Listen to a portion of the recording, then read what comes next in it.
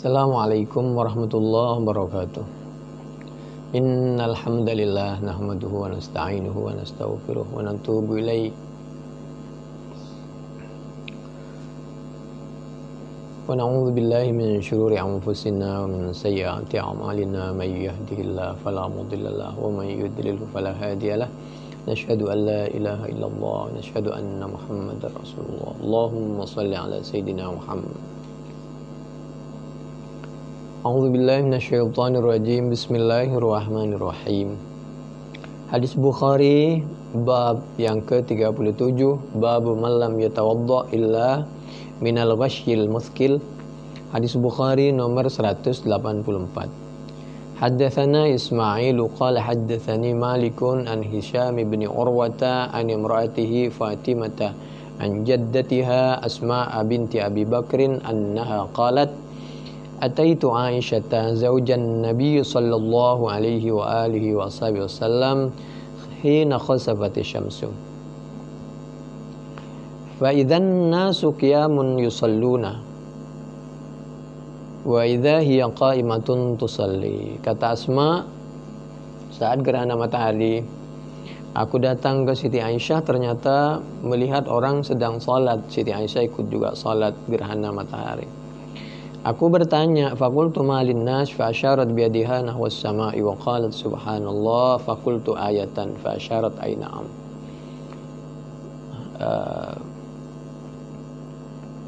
Ketika aku sampai di sini di Siti Aisyah,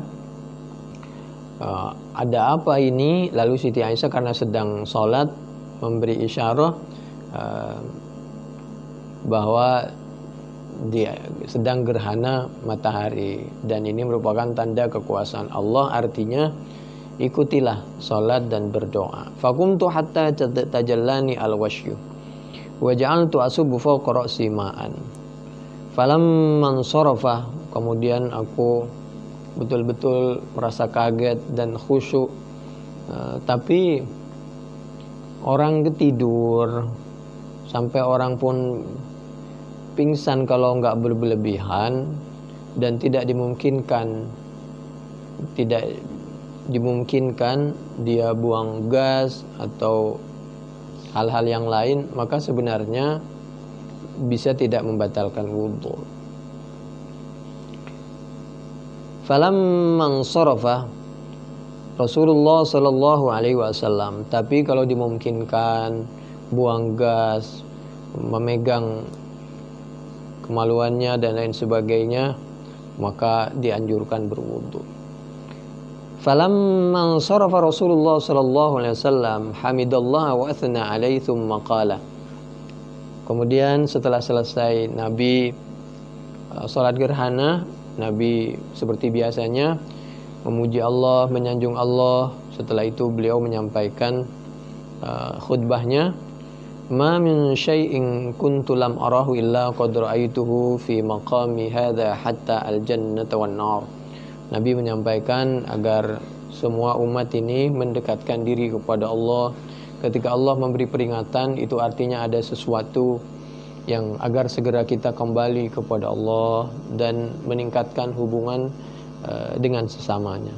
Walaqad uhiya ilayya annakum tuftanuna fil quburi mithla aw qariban min fitnat dajjal. La adri ayya dzalika qalat asma'u yu'tahadukum fayuqal ma ilmuka bihadzal rajul. Lalu Nabi menyampaikan bahwa besok kalian akan difitnah di dalam kubur, diuji, dicoba, ditanya. Jadi ada pertanyaan kubur itu ada. Ini hadis Bukhari 184. Ma ilmuka bihadzal rajul. Atas izin Allah, malaikat diperintahkan untuk menanya setiap orang yang meninggal. Ma ilmuka bihadzal rajul. Apakah kamu kenal dengan Muhammad sallallahu alaihi wa alihi wasallam? Fa ammal mu'minu awil muqinu la adri ayya dzalika qalat Asma fa yaqulu huwa Muhammadur Rasulullah sallallahu alaihi wasallam. Ja'ana bil bayyinati wal huda fa'ajabna wa amanna wattaba'na. Bagi orang yang meninggal dalam keadaan husnul khatimah, maka beliau akan menjawab oh Muhammad itu adalah Rasulullah sallallahu alaihi wasallam, Nabi kita, utusan Allah. Beliau datang bil bayinat, dengan membawa penjelasan Al-Quran dan petunjuk. Fa'ajabna wa amanna wa taba'na, maka kami mengikuti, kami beriman. Fayuqalu nam salihan, kemudian karena dia menjawab, kenal dan dapat menjelaskan atas izin Allah karena meninggal dalam keadaan husnul khatimah, maka malaikat menyampaikan, silakan Anda tidur kembali, istirahat, penuh dengan kenikmatan di kuburnya. Faqad alimna in kunta la mu'minan. Sebaliknya, wa ammal munafiqu awil murtabu la adri ayya dzalika qalat asma'u fayaqulu la adri sami'tu an-nasa yaquluna syai'an faqultuhu. Kalau meninggal dalam keadaan munafik, munafik ini digolongkan kepada orang yang tidak beriman, karena dikubur di akhirat itu tidak ada. Yang ada itu dua, kalau enggak Islam, ya tidak Islam. Kalau tidak surga, ya neraka. Oleh karena itu, mulai dari hidup, kita jangan menjadi orang munafik, dan harus selalu bersama hamba-hamba Allah yang saleh dan salihat. Kematian itu pasti, sebagaimana hidup pasti. Ada siang, ada malam, itu pasti itu. Orang munafik ketika ditanya di kubur, saya nggak kenal sama Muhammad itu. Cuma saya pernah dengar ada orang rasan-rasan, bisik-bisik bahwa Muhammad itu begini. Ya langsung dihukum lah. Bukhari 184. Ini sebagai penjelasan bahwa pertanyaan di dalam kubur itu benar ada. Hadis Bukhari 184, Fathul Bari juz 1 halaman 382, 383. Lalu kita lihat bagaimana dengan talqin. Talqin itu yang dibacakan kalimat Al-Quran, As-Sunnah, dan pengingat bahwa pertanyaan di kubur itu ada, sebagaimana di Bukhari tadi. Dan memang orang di kubur itu utuh, hidup kembali. Dan beliau mendengar dan beliau tahu siapa yang datang ke kubur itu, kalau bahasa kita. Karena Nabi menyampaikan, innahu, bahwasanya yang meninggal itu la yasma'u qur'ani alihim, dia itu mendengar, jangankan bacaan doa kita, suara trompa, suara sandal ketika kita berjalan di atas kuburan, keluarganya datang, itu orang yang meninggal itu tahu. Itu hadis Bukhari. Hadis Bukhari, su'ila fil kubur, itu Bukhari dari sahabat Anas 1338, 1370, 3976, 4026. Fathul Bari juz 3 halaman 264, 265. Bagaimana dengan talqin? Soal talqin itu terserah, mau dibilang talqin atau bukan talqin, tapi yang jelas pelaksanaan talqin itu dilaksanakan oleh Nabi Muhammad sallallahu alaihi wa alihi wasallam.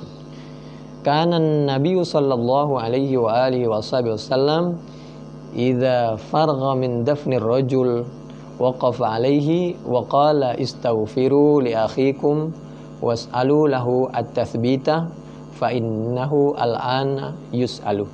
Rawahu Abu Daud. Nabi apabila ada sahabat yang wafat, setelah selesai dikebumikan, Nabi berada di atas kuburannya, lalu Nabi menyampaikan, ya, isi ceramahnya Nabi, mari kita beristighfar bersama-sama mendoakan yang telah wafat. Istaghfiru li akhikum was'alu lahu at-tathbita, dan kita mohon kepada Allah agar saudara kita, hambanya Allah yang wafat ini, diberikan kelancaran ketika ditanya oleh Allah melalui malaikatnya. Ketika meninggal dalam keadaan beliau terbiasa mengucapkan kalimat syahadatain, asyhadu an la ilaha illallah wa asyhadu anna muhammadar rasulullah, la ilaha illallah muhammadur rasulullah Allah. Maka mudah-mudahan ketika ditanya, beliau dengan lancar bisa menjawab seperti itu. Bagi yang suka dengan tafsir Ibnu Katsir, silakan, di dalam penjelasan seperti itu ada di dalam tafsir Ibnu Katsir juz 2 halaman 539. Dan Nabi pernah juga menyampaikan tentang masalah salat ghaib dan lain sebagainya. Nabi pernah salat ghaib di tempat biasa, pernah di atas kuburan. Ketika marbotnya Nabi itu wafat, ada marbot laki-laki, ada marbot perempuan, dan di hadis Bukhari banyak sekali itu. Dan itu dijelaskan di dalam Fathul Bari bukan merupakan kekhususan. Karena andai saja kekhususan Nabi, pasti sahabat yang makmum ketika sholat ghaib, marbotnya ada di dalam kuburan itu, Nabi pasti bilang, kesana wahai para sahabat, ini khusus untuk saya. Dan itu tidak sekali. Dan Nabi juga melaksanakan sholat ghaib itu tidak hanya marbotnya, tapi Raja Habasyah dan juga yang lain-lain pernah Nabi. Silahkan dicek di dalam Bukhari 3880, 3881, 3877, 3879, paling tidak Fathul Bari juz 7 halaman 243, 245. Lagi pula talqin atau apapun namanya, atau ceramah silahkan, atau kultum, itu sangat mengena apabila dilaksanakan di hadapan yang sedang terkena musibah atau ada kematian. Kafa bil mauti wa idhon, cukuplah dengan kematian sebagai nasihat. Fadzakir fa inna dzikra tanfa'ul mu'minin. Itu Az-Zariyat ayat 55. Dan lagi pula di Bukhari juga ada 3881. Silahkan Fathul Bari juz 7 mulai dari halaman 242, 244 dan banyak sekali. A'udzubillahi minasyaitonirrajim. Bismillahirrahmanirrahim. Tentang talqin ini sebenarnya ada beda pendapat. Silahkan mau talqin, gak mau talqin, yang penting kita kalau bisa mendoakan dan bisa mengambil pelajaran. Apalagi lihat situasi dan kondisi. A'udzubillahi minasyaitonirrajim. Bismillahirrahmanirrahim. Inna nahnu nuhyil mauta. Itu Al-Quran, surah Yasin.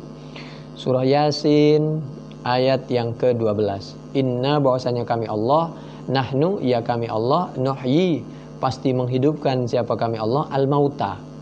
Padahal lakinu mauta. Nah, mauta kan, lakinu mautakum, talkini mautakum. Lalu kita lihat di dalam Al-Quran, inna nahnu nuhyi al-mauta. Al-mauta itu aslinya kalau dilihat dari segi bahasa, orang yang sudah mati. Artinya yang sudah mati ditalkini nggak ada masalah, apalagi yang masih hidup. Allah, Allah, Allah, begitu.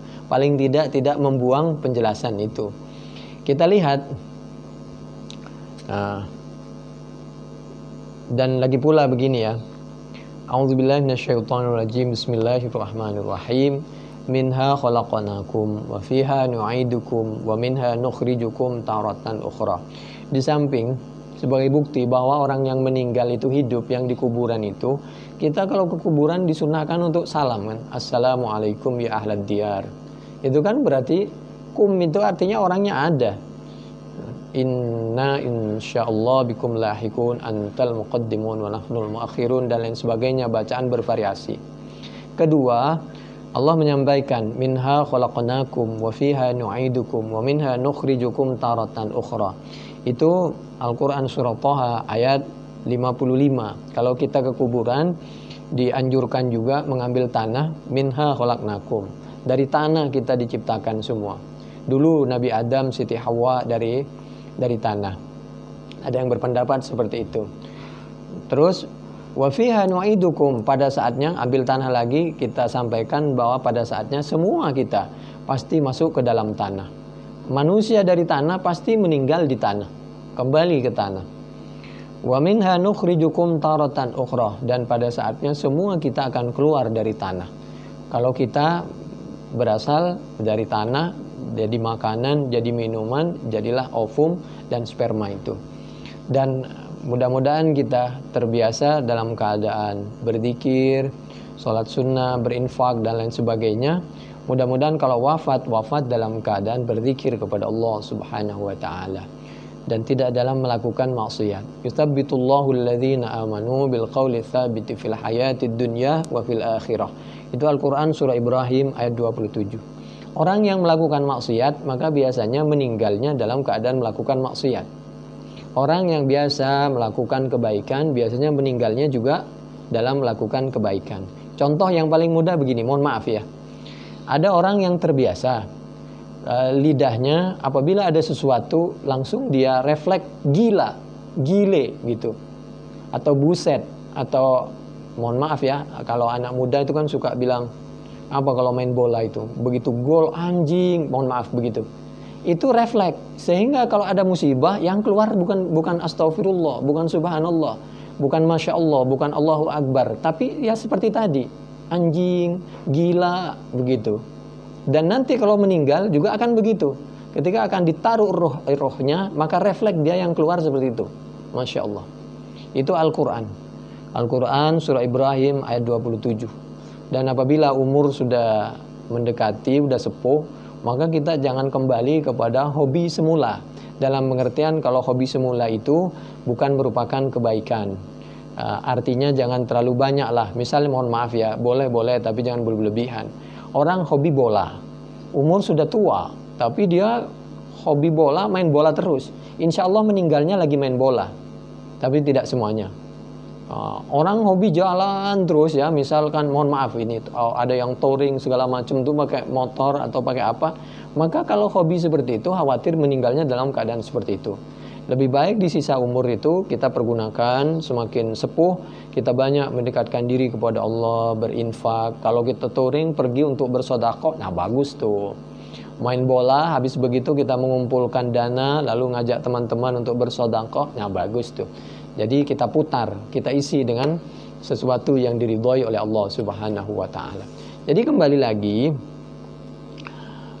kalimat mauta lakinu mautakum itu kalau yang akan meninggal itu pakai tasdid mayyit. Nah itu orang mau meninggal. Seperti di dalam Al-Quran, itu Al-Quran menyampaikan innaka mayyit.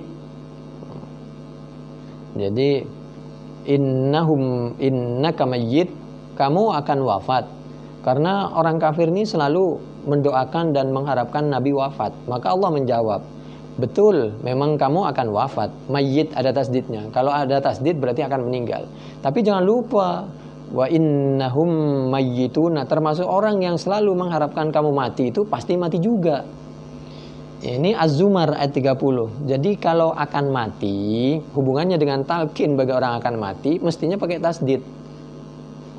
Itu nggak pakai tasdid, lakinu mautakum. Dari segi bahasa artinya dimungkinkan lah.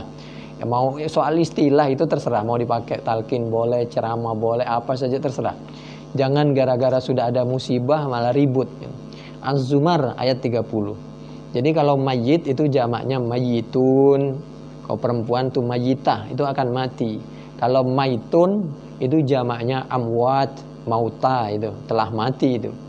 Penjelasan seperti itu silahkan boleh dibuka di dalam tafsir Al-Qurtubi juz 15 halaman 222-224, atau boleh dicek dengan Al-Quran. A'udzubillahi minasyaitonirrajim. Bismillahirrahmanirrahim. Awaman kana maita. Maita berarti telah mati itu. Fahyainahu ja'alna lahu nuran yamshi bihi fin nasi kaman mathaluhu fidz dzulumat laisa bi kharijim minha kadzalika zuyyina lil kafirina ma kanu ya'malun. Al-An'am ayat 122.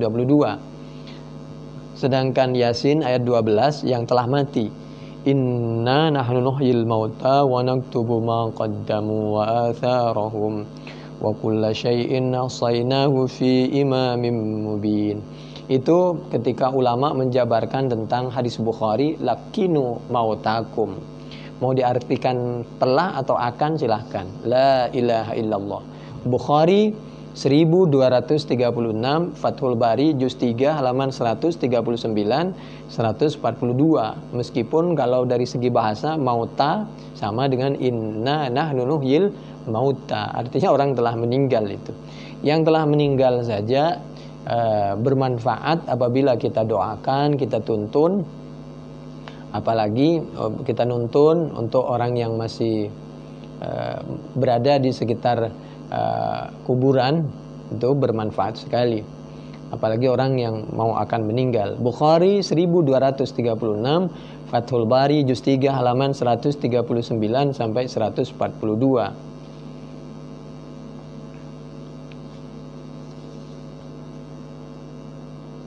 Di dalam penjelasan yang lain, A'udzubillahi minasyaitonirrajim, Bismillahirrahmanirrahim. Adab kubur itu ada atau tidak? Ada lah, pertanyaannya ada, risikonya juga ada. Meskipun ada orang yang tidak percaya tentang adab kubur, itu di luar negeri banyak itu. Mohon maaf, termasuk di Mesir ada. Makanya pengikutnya di Indonesia ada. A'udzubillahi minasyaitonirrajim, Bismillahirrahmanirrahim. An-naru yu'raduna 'alaiha wuduwan wa 'ashiyya wa yawma taqumus sa'atu adkhilu ala fir'aun wa yawma taqumus sa'atu adkhilu ala fir'auna asyaddal adzab.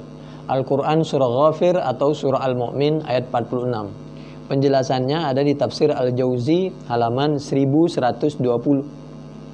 Itu kan Fir'aun, itu kan perwakilan, sama dengan a'udzubillahi minasyaitonirrajim, minta pelindungan dari syaitan. Setiap yang mengganggu itu namanya syaitan, yang mengganggu kebaikan itu namanya syaitan. Setiap orang yang berpikiran seperti pikiran Fir'aun itu termasuk ala Fir'aun. Karena kita tahu Fir'aun itu tidak punya anak. Fir'aun itu tidak punya anak, tapi dibilang ala Fir'aun, keluarga Fir'aun. Di mana orang Fir'aun? Orang tuanya nggak ada, bapak ibunya nggak ada, anaknya nggak ada. Itu maksudnya orang yang berpikiran seperti pikirannya Fir'aun. Begitulah ditafsir, silahkan. Wa hadhil ayatu tadullu ala adzabil qabri li'annahu bayyana ma lahum fil akhirati. Faqala wa yawma taqumus sa'ah. Ini penjelasan di mana adanya siksa kubur. Tafsir Al-Qurtubi juz 15 halaman 278 280. Bukhari 1379 3240, Muslim 2866, Ahmad juz 1 halaman 239, Malik juz 1 halaman 239, Ahmad juz 2 halaman 113, At-Tirmidzi 1072, An-Nasai juz 4 halaman 107, Ibnu Majah 4270. Ini menurut sahabat Abdullah bin Umar, kulluhum qalu hadhil ayat tadullu ala adzabil qabri fid dunya ala tarahu yaqulu an adzabil akhirati wa yawma taqumus sa'atu adkhilu. Ibnu Katsir juz 4 halaman 81 83. Memang ceritanya begini, Siti Aisyah itu pernah mengatakan bahwa apa memang ada siksa kubur, karena sebelumnya dijelaskan oleh orang Yahudi. Dalam pengertian Yahudiyah itu menjelaskan, maka Siti Aisyah tidak mudah menerima penjelasan dari orang Yahudi. Bertanya dulu kepada Nabi. Jadi tadinya Siti Aisyah tidak percaya, tapi setelah dijelaskan oleh Nabi bahwa betul memang ada siksa kubur dan kita boleh menerima penjelasan siapapun apabila penjelasan itu sesuai dengan Al-Quran dan As-Sunnah, maka semuanya Nabi Muhammad SAW, Siti Aisyah, para sahabat semuanya percaya bahwa ada siksa kubur. Jadi waqaqallahu adzabal qabri. Kemudian Siti Aisyah menyampaikan la adzabaduna yaumil qiyamah. Lalu begitu siang Nabi menyampaikan, bertanya kepada Nabi, lalu Nabi menyampaikan, betul Siti Aisyah kalau ada siksa kubur. Bahwa yunadi bi ala sautihi al-qabru ka qita'il lail al-mudlim. Ayyuhan nas law ta'lamuna ma a'lamu bakaitum katsira wa dhahiktum qalila. Ayyuhan nasu ista'idzu billahi min adzabil qabri fa inna adzabal qabri haqqun. Wa hadza isnadun sahih ala syartil Bukhari wa Muslimin wa qad istadallu biha ala adzabil qabri fil barzahi. Wa haditsu adzabil qabri katsiratun jiddan. Jadi azab kubur itu betul-betul ada. Lalu masih ada hubungannya dengan masalah kuburan ini. Bismillahirrahmanirrahim. An Anas radhiyallahu anin Nabi sallallahu alaihi wasallam qala al-'abdu idza wudi'a fi qabrihi wa tuwliya wa dhahaba ashabuhu hatta innahu la yasma'u qara'ani alihim atahu malakani fa'aqadahu fayaqulani lahu ma kunta taqulu fi hadzal rajuli Muhammad sallallahu alaihi wasallam fayaqulu asyhadu annahu Abdullah wa rasuluh fayaqulu unzur ila maq'adika minan nari abdalakallahu bihi maq'adan minal jannah. Qala an-nabiy sallallahu alaihi wasallam fayarahuma jami'a. Jadi orang itu kalau meninggal dalam keadaan husnul khotimah, maka orang itu akan diperlihatkan di kuburan. Nih neraka. Untung kamu meninggal dalam keadaan husnul khotimah. Andai saja kamu tidak dalam keadaan husnul khotimah, ini nerakanya kamu sudah disiapkan. Lalu oleh Allah diganti dengan surga. Nah sekarang karena kamu meninggal dalam keadaan husnul khotimah, ini gantinya. Dibuka slide-nya tentang neraka, wah dia semakin bersyukur karena meninggal dalam keadaan husnul khotimah. Wa ammal kafiru sebaliknya, awil munafiku fayaqulu la adri kuntu aqulu ma yaqulun nasu fayuqalu la daraita wa la talaita thumma yudrabu bimitraqatin min hadid darbatan baina udunaihi fayasihu sayhatan yasma'uha may yalihi illa tsaqalain. Bagi orang yang meninggal tidak dalam keadaan husnul khotimah, langsung begitu ditanya siapa Nabi Muhammad SAW, meskipun sekarang aku kenal, besok nggak bisa jawab, dipukul di antara kedua telinganya, hancurlah, teriak dia. Yang semuanya mendengar, kecuali yang nggak bisa mendengar itu manusia dan jin, sedangkan malaikat semuanya Masya Allah. Andai saja kita tahu tentang penderitaan orang di kuburan, mungkin kita nggak sempat senyum ini hidup. Hadis Bukhari 1338, 1370, 3976, 4026, Fathul Bari juz 3 halaman 264, 265. Ya Allah biha ya Allah bihusnil khatimah. Mudah-mudahan kita meninggal dalam keadaan husnul khatimah. A'udzubillahi minasyaitonir rajim. Bismillahirrahmanirrahim. Alam naj'alil arda kifata ahya'an wa amwata. Itu Al-Qur'an surah Al-Mursalat ayat 25-26. Yang penting bagaimana kalau di sisa umur ini kita bisa meniru seperti tanah. Bagaimana maksudnya mengambil iktibar, pelajaran dan hikmah dari tanah. Tanah itu apabila manusia harum, masih sehat, ditaruh di atas tanah. Tapi ketika manusia sudah bau, sudah bangkai, maka oleh tanah ditaruh di dalam perut bumi. Artinya apa? Bagaimana caranya kita bisa menutupi aib kita, jangan melakukan sesuatu maksiat, tutupi aib kita dan tutupi aib orang lain. Ini pelajaran dari tanah. Tanah itu beda dengan api. Di mana ada tanah, di situ ada air, di situ ada kehidupan. Jadi di mana ada kita, di situ ada manfaat. Sedangkan kalau api, di mana ada api biasanya ada panas dan di situ ada terbakar. Oleh karena itu Nabi Muhammad SAW menurut Siti Aisyah pernah menyampaikan, la tasubbul amwata fa innahum qad afdau ila ma qaddamu. Itu silahkan bisa dicek di dalam hadis Bukhari nomor 1393, Fathul Bari juz 3 penjelasannya juz 3 halaman 330 sampai 332. Jangan pernah mencaci maki orang yang telah meninggal, yang telah mendahului kita, karena mereka waktu hidupnya sudah berusaha untuk melakukan yang terbaik. Andai saja ada kekurangan, mudah-mudahan Allah memaafkan. Andai saja mereka masih panjang umur, mereka masih akan berusaha untuk jadi lebih baik dan mereka akan menjawab tuduhan-tuduhan yang dituduhkan kepada orang yang sudah wafat. Dan Nabi mengingatkan, la yadkhul ahadam minkum amaluhu aljannata qalu wala anta ya Rasulullah qala wala ana illa ayyataghammadani Allahu birahmah minhu wa fadlin. Mintalah kamu hidup dalam keadaan husnul khatimah dan meninggal dalam keadaan husnul khatimah.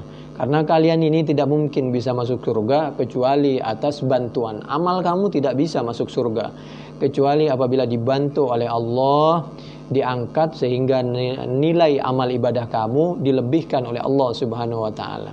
Surga ini luar biasa indahnya. Hidup yang sebenarnya. Amal kita apa?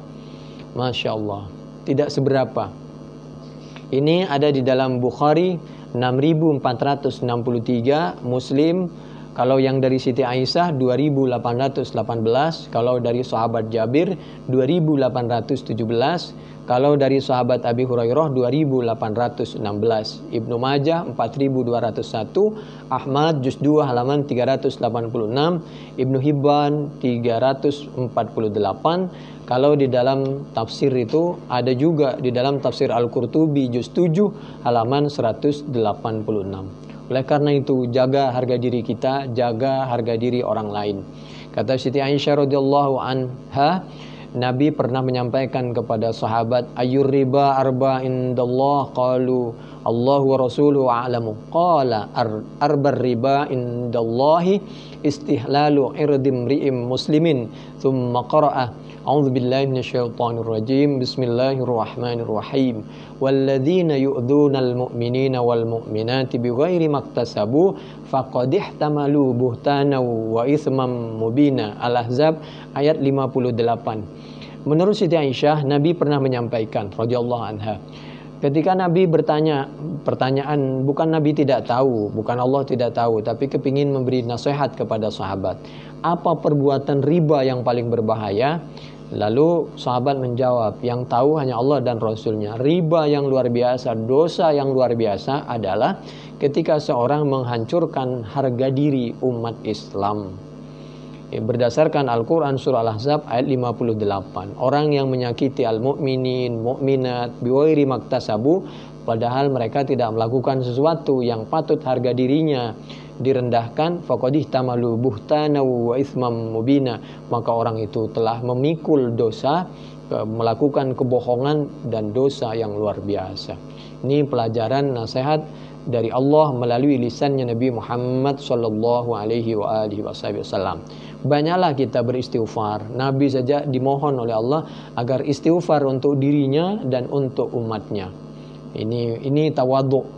Allah mengajarkan ketawaduan kepada Nabi meskipun Allah menjamin bahwa Nabi itu tidak punya dosa, karena oleh Allah dijaga supaya Nabi tidak melakukan dosa. Andai saja Nabi punya dosa, pasti dimaafkan oleh Allah. Dan Nabi diminta istighfar adalah untuk kepentingan orang lain. Ini pelajaran dari Allah Subhanahu wa taala untuk nabinya. Nabi menyampaikan kepada kita, diabadikan di dalam Al-Qur'an surah Muhammad ayat 19. A'udzu billahi minasyaitonir rajim. Bismillahirrahmanirrahim. Fa'lam annahu la ilaha illallah wastaghfir li dzambika walil mu'minina wal mu'minat. Wallahu ya'lamu mutaqallabakum wa mathwaakum. Fasbir inna wa'dallahi haqqun wastaghfir li dzambika wasabbih bihamdi rabbika bil 'ashyi wal ibkar. Sekarang Al-Qur'an surah Ghafir ayat 55. Minta ampun, berzikir yang banyak, apalagi pagi dan sore. Kenapa pagi dan sore? Karena pagi tempat orang sibuk berangkat bekerja, sore orang sibuk pulang bekerja. Waktu sibuk saja berzikir, apalagi dalam keadaan tidak sibuk.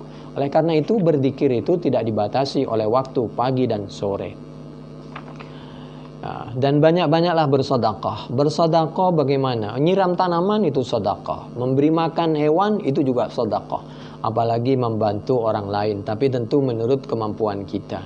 Dulu kita tahu ada orang membantu huk-huk, dia kehausan, kita kasih minum. Tapi bukan berarti kita suruh miara huk-huk, tidak. Karena huk-huk itu lebih senang apabila ada di hutan, sehingga dia bisa lari-lari dengan temannya. Fi kulli dzatika bidin radbatin ajrun. Nabi menyampaikan, semua makhluk hidup, tanaman apabila kamu siram, kamu tidak sakitin, daunnya tidak dirobek dan lain sebagainya, itu akan melahirkan pahala bagi kalian semua. Hadis Bukhari 2363, 2466, 6009, Muslim 2244, Abu Daud 2550, Malik juz 3 halaman 113, Ahmad juz 2 halaman 375, Ibnu Hibban 544. Nabi Muhammad sallallahu alaihi wasallam melalui para sahabat sampai kepada tabi'in menyampaikan istafti qalbak, kira-kira begitu, agar kita selalu minta nasihat kepada hati kita masing-masing supaya kita bisa menilai mana yang patut kita lakukan, mana yang perlu kita hindarkan.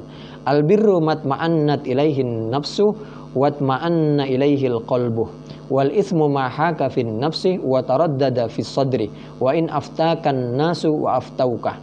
Mintalah fatwa kepada hatimu sendiri. Sesuatu yang baik adalah apabila kita melakukan hati tenang, kita mengucapkan hati tenang, itu namanya kebaikan. Apabila kita mengucapkan sesuatu menjadi hidup tidak tenang, mengirim melalui tangan ini, WA, SMS, segala macam, membuat hati tidak tenang, berucap, membuat hati tidak tenang, melangkah, membuat hati tidak tenang, itulah dosa. Dan kamu tanyakan kepada hatimu dan jangan pernah bergantung dengan ucapan pendapat orang.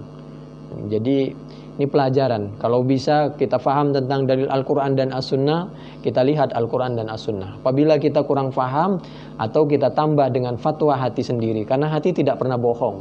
Hati akan mengatakan, jangan, ini dosa. Jangan, ini dosa. Hindari. Begitulah pelajaran dari Allah dan Rasulnya. Dan yang terakhir, Bismillahirrahmanirrahim.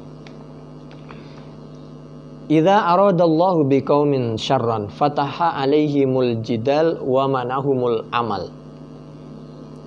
Jadi sehubungan dengan kita di depan membahas tentang talqin, maka yang perlu kita jadi pelajaran, mau talqin silahkan, gak mau talqin silahkan.